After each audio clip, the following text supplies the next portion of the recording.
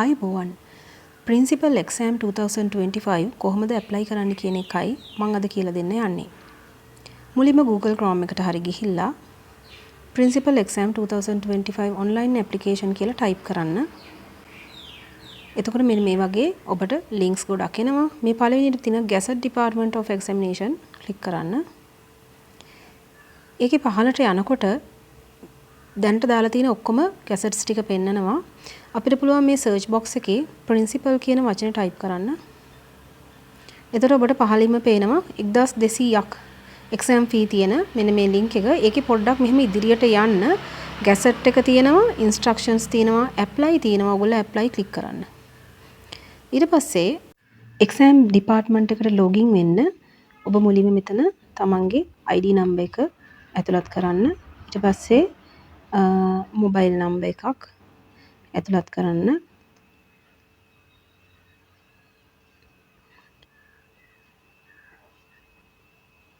ඊළඟට I'm not a robot කියන එක දාලා next දෙන්න. එතකොට OTP නම්බර් එකක් ඔබ දුන්න ෆෝන් නම්බර් එකට එනවා. ඔබේ නම්බර් එක OTP box එකේ ඇතුළත් කරලා submit කරන්න. ඔබ දැන් මේ වගේ ඇප්ලිකේෂන් එකට ආවම මේ තියෙන මේ ප්‍රධාන කරුණු ටික ෆිල් කරගෙන යන්න ඕනේ. ඒතර පළවෙනිට මීඩියම් දිස්ත්‍රික්ට් ඒව තියෙනවා සිංහලෙන් දාලා ඔබ කැමති දිස්ත්‍රික්ක 3ක් මේ විදිහට තෝරන්න. ඊළඟට සෙකන්ඩ් දිස්ත්‍රික්ට්, තර්ඩ් දිස්ත්‍රික්ට් කියලා තියෙනවා. එක්සෑම් එක ලියන්න කැමති දිස්ත්‍රික්ක එක ඔබට චේන්ජ් කරන්න බෑ. මේ කිසිම දිස්ත්‍රික්කයක් ඔබ තේරුවට පස්සේ ඔබට මාරු කරන්න බෑ. ඊට පස්සේ medium of appointment කියන එක ඔබගේ appointment එක දාන්න ඕනේ. ඊට පස්සේ block capital letters වලින් ඔබේ නම ඇතුළත් කරන්න full name එක. ඊළඟට last name එක දාන්න ඕනේ. ඊට පස්සේ permanent address එක ඔබ ඇතුළත් කරන්න.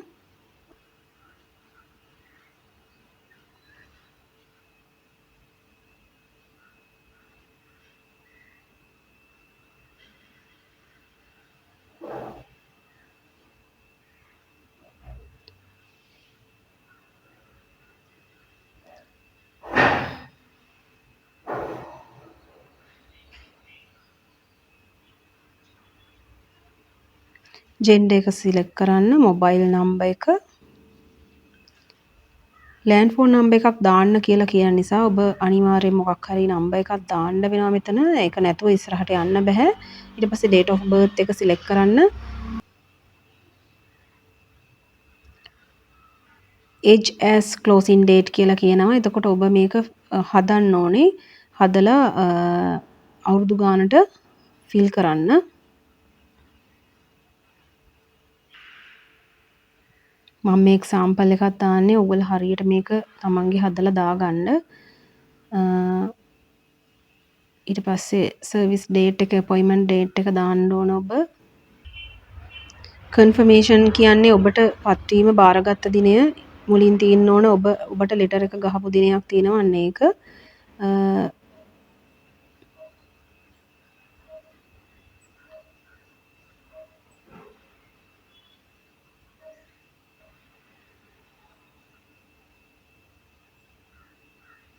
ඊළඟට මෙන්න මෙතන এডুকেෂන් ක්වොලිෆිකේෂන් වලදී ඔබේ බැචලර් ඔෆ්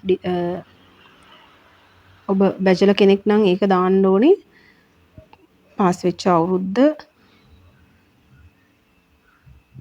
ඊට පස්සේ ඩිග්‍රී එකේ විදිහ, සර්ටිෆිකේට් ඩේට් එක වගේව ෆිල් කරන්න. ඊට පස්සේ මේ වගේ බැචලර් ඔෆ් এডুকেෂන් ඩිග්‍රී එකක් තියෙනවා නම් එහෙම, ඊළඟට පෝස්ට් ග්‍රැජුවේට් ඩිප්ලෝමා එක තියෙනවා නම් ඒ පාස් වෙච්ච අවුරුද්ද දාන්න ඕනේ.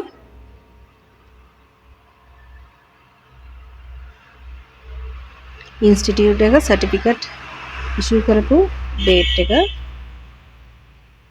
දාලා ඊළඟට ටීචර්ස් එහෙම නැත්නම් ඔබට ටීචර්ස් ට්‍රේනින් සර්ටිෆිකේට් එකක් නම් තියෙන ඒක දාන්න. නැෂනල් ඩිප්ලෝමා එකක් නම් තියෙන මේ විදිහට දාලා ඔබ මේක ෆිල් කරන්න ඕනේ. ඊට පස්සේ මේ ඔක්කොම සබ්මිට් ඇප්ලිකේෂන් ෆිල් කරන්න. ඊට පස්සේ මෙතන තියෙනවා I hereby proceed කියලා මෙන්න මෙහෙම ඔබට ඇතුළත් කරන්න පුළුවන්. ඊළඟට එනවා මෙහෙම payment එක දෙන්න proceed of payment. ඊට පස්සේ ඔබට පුළුවන් ඔබේ ATM card එක මේ විදිහට select කරලා proceed කරන්න.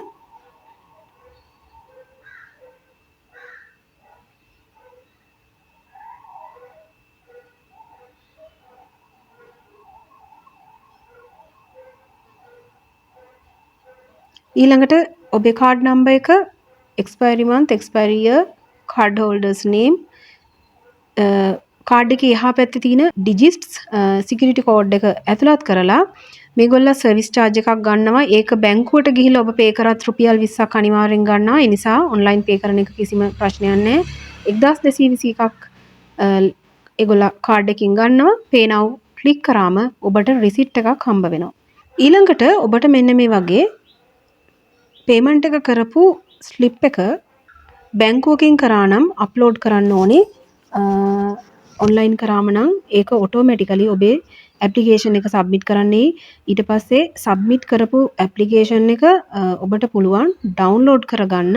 මෙන්න මේ ආකාරයෙන් මේ තියෙන බටන් එක පේන්නේ නැහැ මෙතන. ඔබට එඩිට් කරන්නත් පුළුවන් ඇප්ලිකේෂන් එක ඩවුන්ලෝඩ් කරගන්න.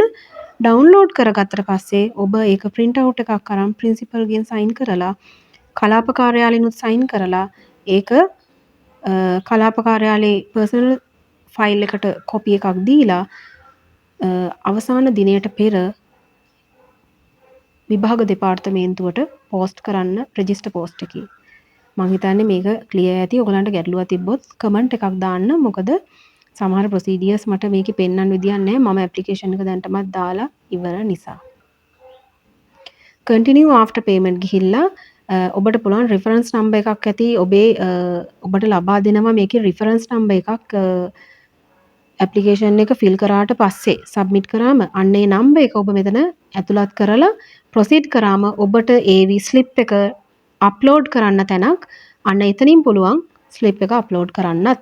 මේ ක්‍රම දෙකටම ඔබට මොන හරි ගැටලුවක් තියෙනවා නම් කමෙන්ට් කරන්න මම උපදෙසක් දෙන්නම්. එහෙනම් හැමෝටම සුබ පැතුම්.